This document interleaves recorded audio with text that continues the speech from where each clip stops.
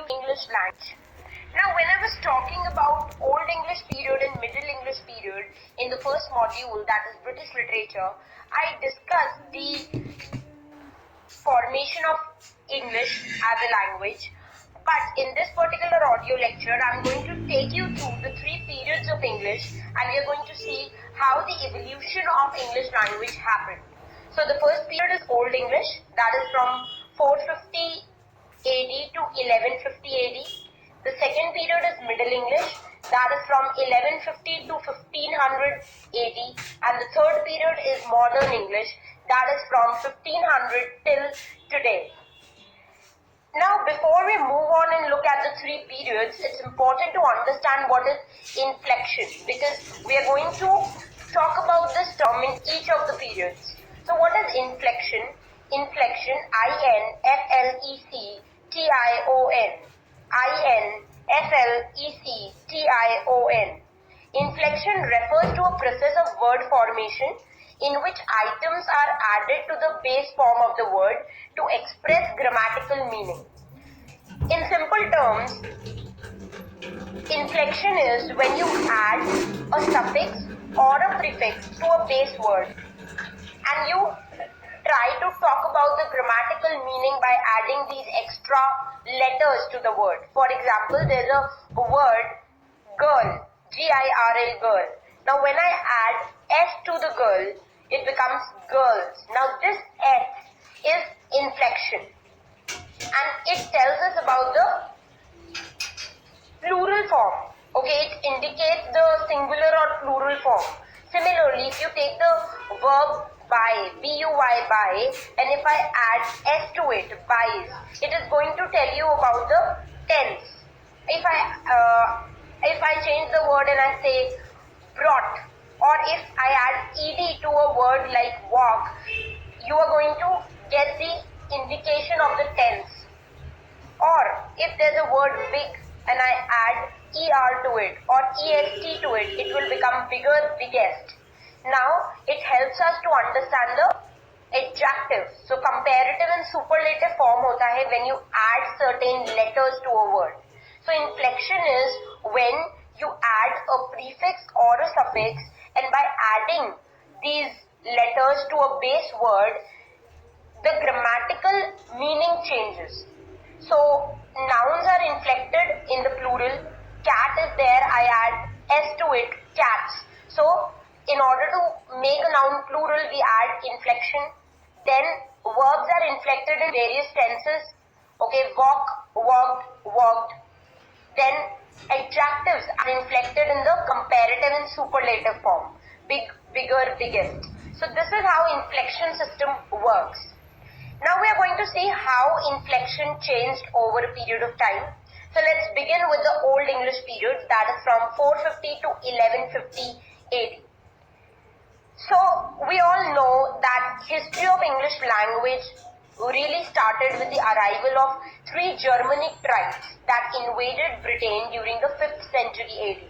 Who are these three tribes? I've already mentioned in the Old English period lecture also in the first module. The three tribes are Angles, Saxons and Jutes. A-N-G-L-E-S, Angles, Saxons, S-A-X-O-N-S, Saxons, and Jutes, J-U-T-E-S. So these three tribes, Angles, Saxons and Jutes, they were from Germany and they came to England, the current day England. They came to England, so they invaded England. They came from Germany, crossed the North Sea and came to England. Now, at that time when these tribes were coming to England, in England there were already certain people living. So the inhabitants of Britain or England at that time, they were speaking Celtic language. C-E-L-T-I-C, Celtic language. Now these tribes, Angles, Saxons and Jutes, they pushed the original inhabitants of Britain to the area which we today know as Scotland and Ireland.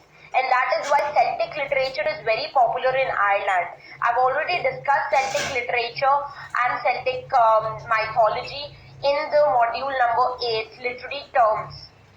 So, what happened originally, the inhabitants of Britain were speaking Celtic language. These inhabitants of Britain, they were pushed away to Scotland and Ireland. And who settled in Britain? The tribes Anglo-Saxons and Jutes. Now, these tribes, Anglo-Saxons and Jutes, they came from northern Germany. And that is why you can see that a lot of words in English language are from Germany. Okay, so they have got Germanic root because the original people who started English language, they were from northern Germany. So Angles, specifically this tribe Angles, they came from England, England, England, England. Okay, so Angles, they were originally from a place called England, and they spoke a language which was called English, Englisc. Okay, and from this word English developed the word English. So English was derived from the word English. Okay, so Angles, they settled in Britain and they started speaking English, and their language is now known as Old English. Now the Old English alphabet is in form of Latin letters. If you look at the Old English language, if you anytime Google the Old English literature and you see the words, they are actually from Latin letters. Why Latin letters? Because if you remember, during 4th, 5th century AD, a lot of countries were converted to Christianity. St. Augustine was spreading Christianity. If you remember my audio lecture on Christianity in the module number 4, that is European literature, you'll understand the fact that since Christianity sprung from Rome and the official language of Rome was Latin, the entire world was converted to Christianity and Latin alphabets were given to them, okay, in order to be used. So Old English literature, Old English alphabets is in form of letters, because when these people, Anglo-Saxons and Jutes, was living in Britain was converted to Christianity. So because of the influence of Christianity, Latin influence also mixed up in English language. Now what happened next is that Vikings invasion happened. Viking. Viking, who are Vikings? They are Nordic people, that means they are people from Norse, Norse, Norse.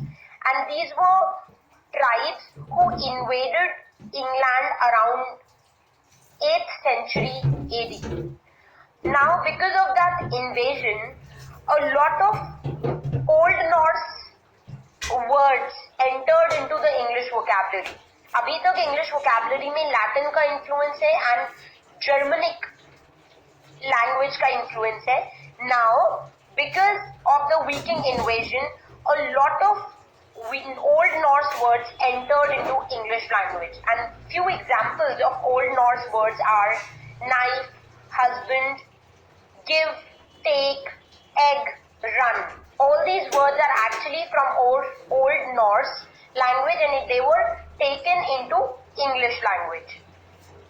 Now this period of Old English is full of inflections. So this period was a period in which English language underwent a lot of inflection, because during most of its period, the endings of the noun, adjective and verbs, they had lot of changes in the words. For example, today we have 3 forms of verbs. Okay, for example, there's a word like swim, so it is going to have swim, swam and swum.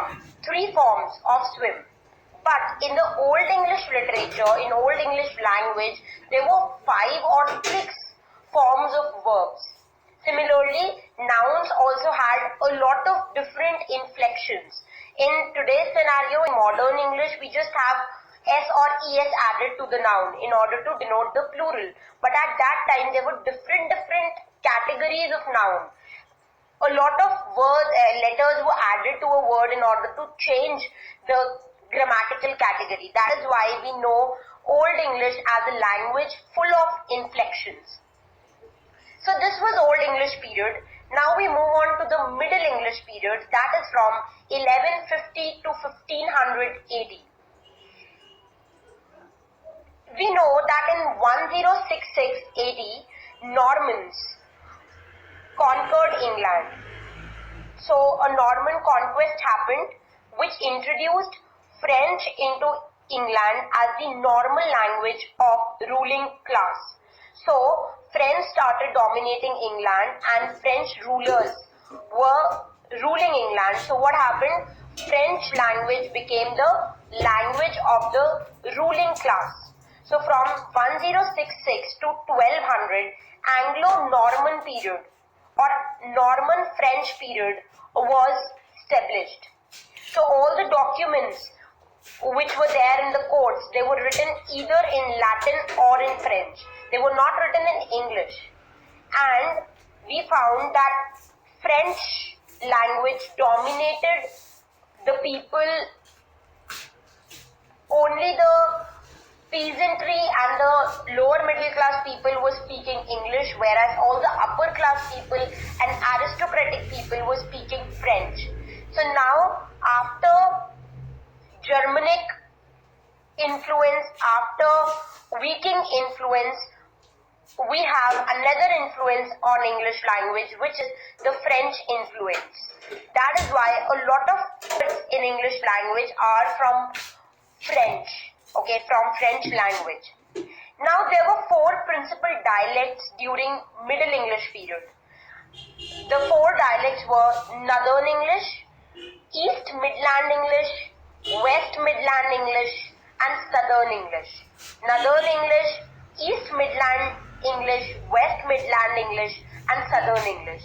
So basically if you look at the country, England, you'll find that it's in four parts. We can divide it in four parts: North, South, East and West. And in four parts, different dialects of Middle English were spoken.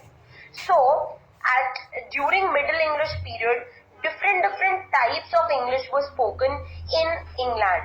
But later we would see that a standard English will be established and that English would be spoken throughout England.